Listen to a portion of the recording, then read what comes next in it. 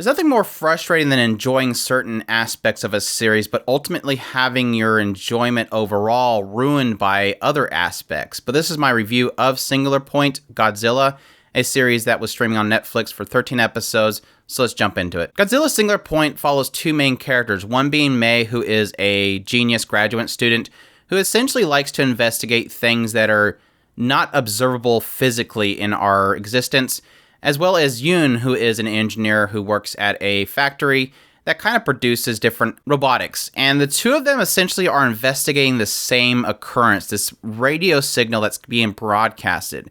And ultimately, while investigating this, the two of them ultimately, through different perspectives, uncover this phenomenon that is happening and this weird red dust that eventually leads to the existence and the appearance of different types of seemingly prehistoric monsters like pterodactyls and stuff, and then eventually larger beasts that ultimately threaten the existence of mankind. And ultimately, as things kind of progress, you have a lot of existence of theories of time, singular points, the warping of the fabric of existence in a sense. So to kick things off, let me start really positive. I think that Bones did an incredible job animating this series. I think it looked good.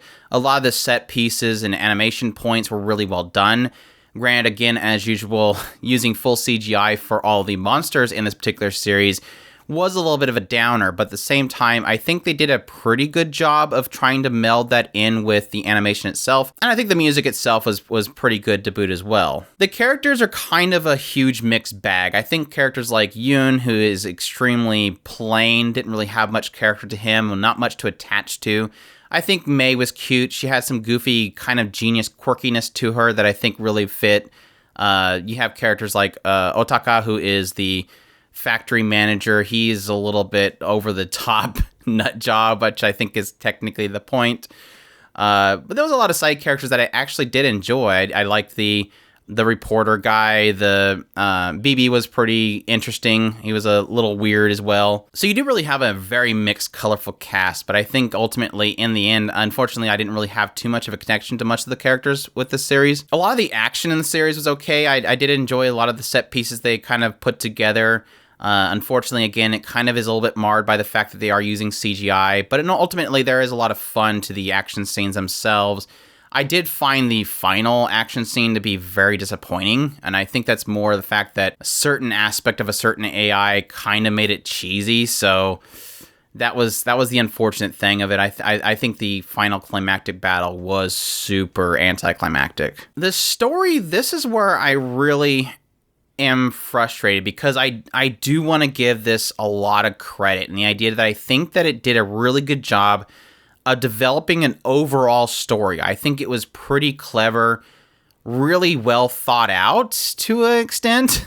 I mean, you could throw a lot of issues at the idea that anytime you're touching anything close to time, you're treading on some really thin ice. I think overall it was clever. It was an interesting take on everything that they kind of jumped into. Unfortunately, a lot of the dialogue and a lot of the explanation around it really put a huge damper on the series overall. This is kind of one of those cases where I feel like it would have been better if it was like a 6-episode series and you took a lot of that fat out. Because a lot of the time, I just felt like, what are they talking about? Why am I caring about this? Like, it gets way too heavy on the hyper theory, crafting, time warp, dimensional stuff like that. And it's like, it's almost like the writers are trying to sound really smart, but then you're like, this just sounds like a jumbled mess. Please stop. But like I said, it's clever. They were trying to do something really cool with this concept, but at the same time, way too much, way too overdone, way too much time spent just kind of blabbing on about theories and stuff. So that's probably my biggest issue with the series overall, is I felt like half of it was just blah. Like I didn't care about all this jargon. Just get to the point, show us the punchline, and let's move on from then. But I guess it's to the credit to the idea that they're trying to thoroughly think this out to a clever extent. but it just doesn't work in the end. So I guess that's where I kind of sit with Godzilla Singular Point. I think it had a lot of potential. It has a creative idea behind it. And it does, like most Netflix series, does leave a huge cliffhanger at the very end of it, which could be interesting to get into if they do. But at the same time, that's kind of where I'm sitting from a viewpoint of somebody who, yeah, I've delved in a couple of old Godzilla films. I enjoy the new Polygon Pictures films. I do like the kaiju monster fighting stuff.